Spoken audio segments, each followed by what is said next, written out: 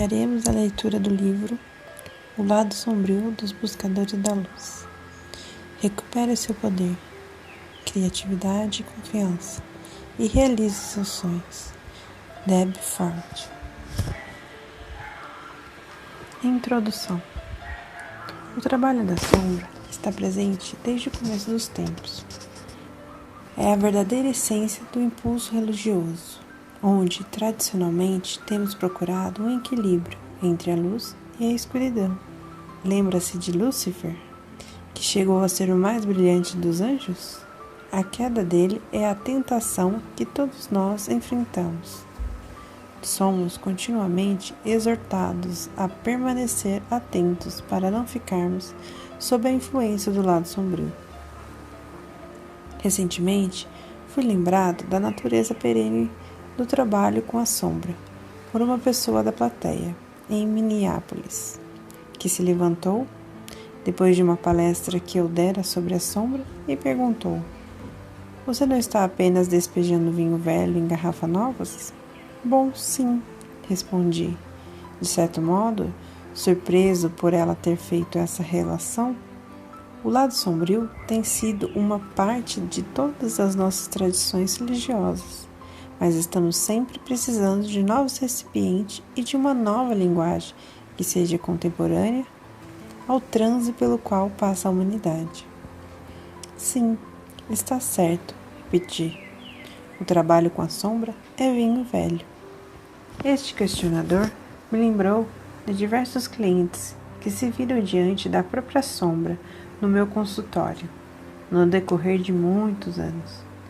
Cada geração precisa de novos caminhos para falar do fenômeno da sombra, tanto da sombra positiva quanto da negativa.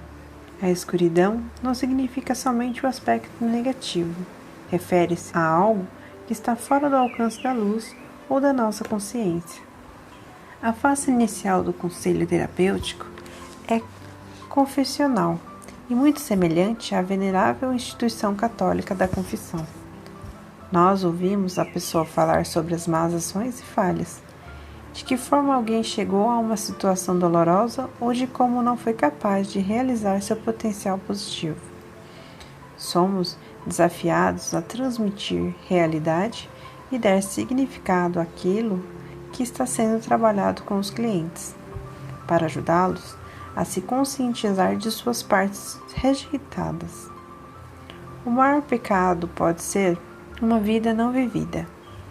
Nesse episódio espontâneo em Minnesota, lembravam-me também que o eminente psicólogo suíço Jung escreveu no seu livro de 1937, Psicologia e Religião.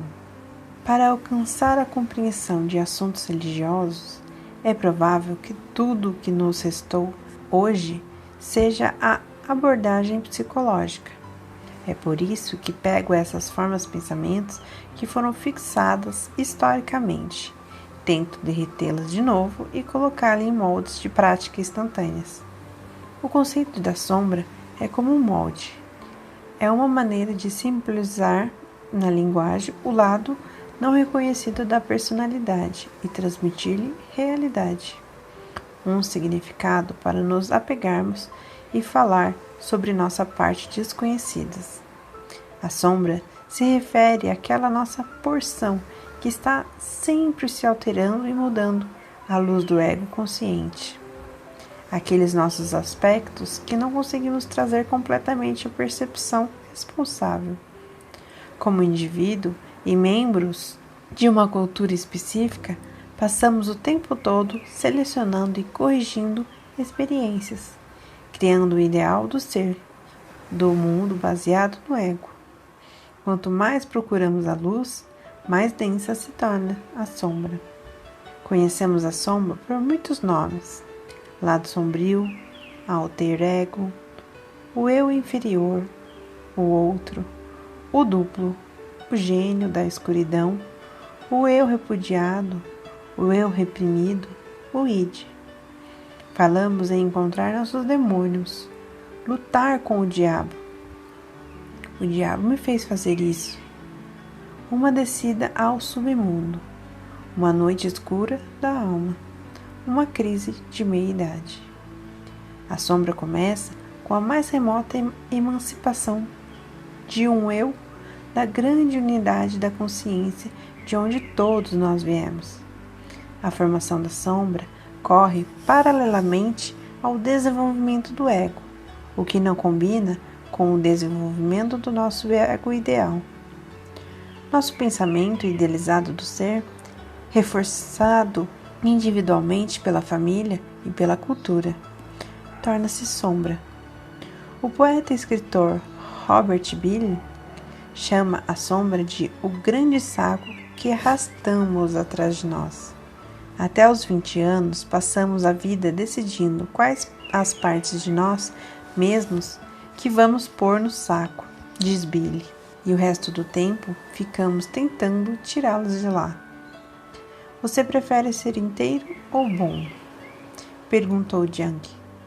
A pessoa que cunhou o termo poético sombra e moldou esse conceito para nossa época.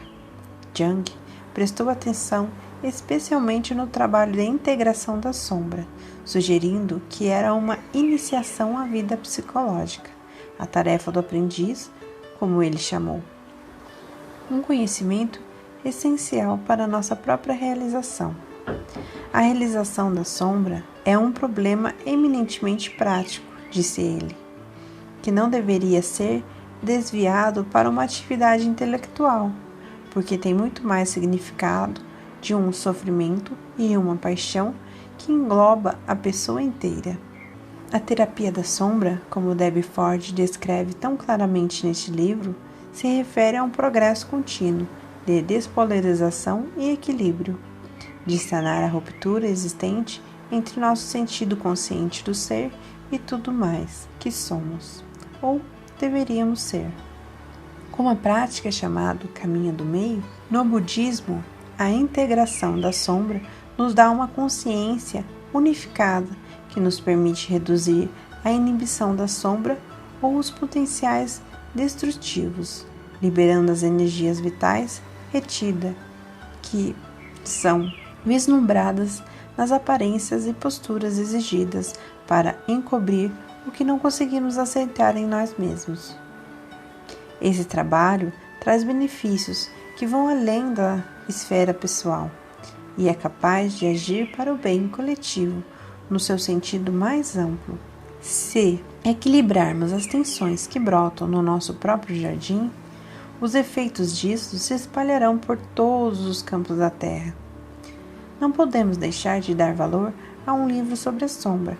É um presente arduamente conseguido, é um tesouro do conhecimento arrancado dos deuses, muitas vezes com um grande e heróico sacrifício. Um livro sobre a sombra não se destina apenas à nossa mente, mas é mais bem entendida por nosso coração e nossa imaginação.